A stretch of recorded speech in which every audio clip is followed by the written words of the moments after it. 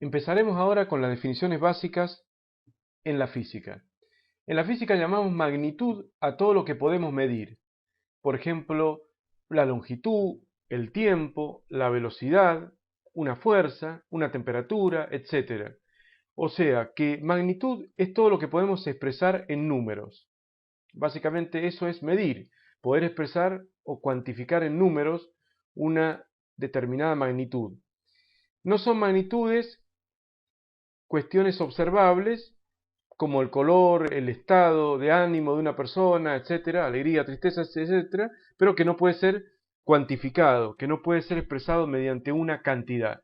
Una definición más precisa de magnitud, más allá de esta definición básica que decimos magnitud es todo lo que podemos medir, sería esta de acá. Ya sería una definición más técnica. Magnitud es un ente abstracto en el cual se pueden verificar relaciones de igualdad y de desigualdad. O sea que entre dos magnitudes de la misma naturaleza se puede decir cuál es mayor o menor. Por ejemplo, entre dos longitudes se puede comparar y decir, bueno, una es mayor que la otra, o menor, o igual, y que también se pueden sumar. Así que si son magnitudes, también se pueden sumar, de manera tal que yo puedo sumar una longitud más otra longitud más otra longitud, y eso puede ser el perímetro, por ejemplo, de un triángulo, etcétera. Y por lo tanto, eso está dentro de la esencia misma de la magnitud. El hecho que sea algo que se puede medir, que se pueda medir, que se pueda expresar con números y que también se puedan comparar dos magnitudes estableciendo relaciones de igualdad o de desigualdad y al mismo tiempo que se puedan sumar y restar. Eso básicamente sería la definición más exacta, podríamos decir, o más técnica de magnitud. Un ente abstracto en el cual se puede verificar relación de igualdad y de desigualdad y que se pueden sumar o restar. Bueno, además decir que cuando hablamos de sumar o restar dos magnitudes, deben estar expresadas en la misma unidad, ¿eh? Y el resultado obviamente tendrá la misma unidad. Eso es bastante obvio, ¿no? Si sumamos metro más metro, me va a dar metros, ¿m? Y por lo tanto tiene que haber una consistencia dimensional. Así que si yo sumo dos dimensiones o dos magnitudes en física, deben ser de la misma naturaleza, o sea, una longitud más otra longitud. Si en una ecuación determinada o en una fórmula determinada me quedara sumar una longitud más un tiempo, eso es un error insalvable dentro de la ecuación. O estoy aplicando mal la fórmula, o hay algún error en los despejes y demás, porque nunca puede quedar una suma o resta, o sea, nunca puede quedar una suma algebraica en donde las magnitudes no sean de la misma naturaleza. De lo contrario, como ya vemos, hay un error en el proceso. Bien, las magnitudes se clasifican en escalares y vectoriales. Esto ya también lo hemos dicho anteriormente cuando hablamos de vectores, pero básicamente las magnitudes escalares son las magnitudes más sencillas de trabajar y que son solamente un número en una escala. De allí el nombre de magnitud escalar. Es un número en una escala. Decimos la temperatura ambiente 22 grados centígrados.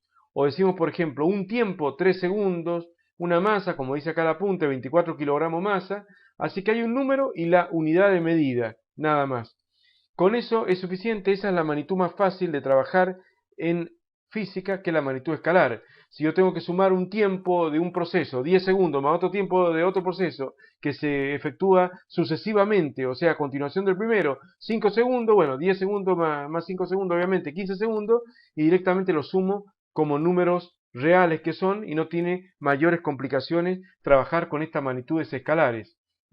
Y magnitud escalar son el tiempo, la longitud, que a veces puede dársele un carácter vectorial cuando hablamos de desplazamiento o cuando hablamos de distancia para el momento, lo vamos a ver más adelante, el momento de una fuerza respecto de un punto, pero que en general puede ser tomada como una magnitud escalar.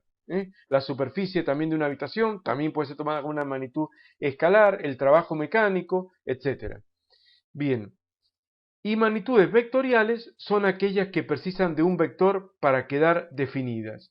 Así que esta es la gran división en el universo de las magnitudes que existen en física. O la magnitud es escalar y se expresa con un número y su escala de medida y nada más, o la magnitud es vectorial y en cuyo caso requiere de un vector. Si requiere de un vector, requiere, ya sabemos lo que es un vector, requiere de conocer un número y su escala, pero eso sería solamente la parte escalar, podríamos decir así, de la magnitud vectorial, que es el módulo del vector, pero además requiere de una dirección y de un sentido. porque un vector, como ya sabemos gráficamente, es un segmento orientado o una flecha, podríamos decir así, pero que significa que la magnitud tiene dirección y sentido, además de tener módulo o intensidad. Y también tiene punto de aplicación que a veces es más o menos importante. Pero básicamente magnitudes más complejas como estas son las magnitudes vectoriales, ejemplo de las mismas, la velocidad, que no solamente importa saber a qué rapidez va el móvil, o sea, con cuántos kilómetros por hora va o a cuántos metros por segundo va,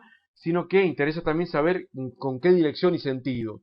La aceleración también es una magnitud vectorial, la fuerza, el impulso, la cantidad de movimiento, el momento de una fuerza respecto a un punto, el desplazamiento, etcétera, etcétera, son magnitudes todas ellas vectoriales. Así que esta es una gran primera diferencia que hay en la física entre magnitudes escalares y magnitudes vectoriales. Las que no precisan de un vector y son un solo número en una escala, más fácil de sumar y restar. Y las que precisan de un vector, que son más complicadas para todo, para sumar o restar, porque hay que hacerla mediante la regla del paralelogramo, para sumar, y para multiplicar se definen los dos tipos particulares de producto entre vectores, que ya hemos visto, que es el producto escalar o producto punto entre dos vectores, o el producto cruz o producto vectorial también entre dos vectores, o si no, puede ser que incluso multiplique al vector por un número real, en cuyo caso también ya hemos visto cómo se hace esta multiplicación.